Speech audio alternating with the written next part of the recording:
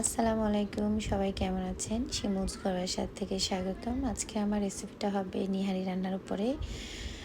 আমি এখানে নিহারিটা ধুয়ে যত রকমের মশলা প্রয়োজন মাংস রান্না করার জন্য সব ধরনের মশলা দিয়ে দিলাম। অ্যান্ড দেন 4-5 কাপের মতো পানি দিয়েছি। অ্যান্ড দেন তেল পরিমাণ মতো যারা যেরকম তেল খান সেরকম করে তেল দিয়ে দেবেন। অ্যান্ড দেন মশলাগুলো জাস্ট ভালো করে মিক্স করবেন মাংসের সাথে। দেন আপনারা টমেটো কুচি দিয়ে দেবেন। কেউ যদি টমেটো কুচি খেতে না চান স্কিপ করতে পারেন, সমস্যা নেই। বাট আমার কাছে টমেটো কুচি দিলে ভালো লাগে, ফ্লেভারটাও ভালো লাগে অ্যান্ড কালারটাও অনেক সুন্দর হয়। বাস এভাবে কষিয়ে রান্না করবেন লাইক 1 ঘন্টার মতো।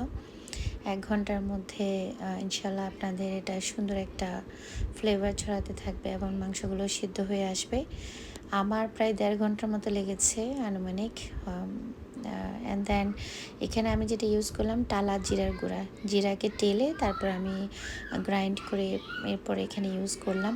যা আমি অলওয়েজ করে থাকি নিহারি রান্না, মাংস রান্না, সব রান্নাতে আমি টালা জিরার গুঁড়াটা ইউজ করতে পছন্দ করি।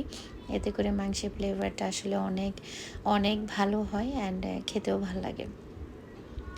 এরপরে আমি এটা দেওয়ার পরে 2-3 মিনিট পরে আমি মিল্ক অ্যাড করলাম। আপনারা আপনাদের স্বাদ মতো পরিমাণ মতো যেরকম মিল্ক চান ওরকম 1 কাপ অথবা 2 কাপ, যার যেরকম ঝোল খেতে চান ওভাবে করে দেবেন। তা আমি এখানে 1 কাপের মতো মিল্ক দিয়েছি। দেন এটা আমি আরও 10 মিনিটের মতো রান্না করেছি মিল্কের মধ্যে। অ্যান্ড দেন মাংসটা সিদ্ধ হয়ে যাওয়ার পরে আমি এখানে তেলের বাগার দিব। তো আমি পেঁয়াজ অ্যান্ড রসুন একসাথে ভাজা করে ফ্রাই করে তারপরে এই তেলের বাগারটা সাধারণত দিয়ে থাকি, তো এখানেও সেটা দিলাম।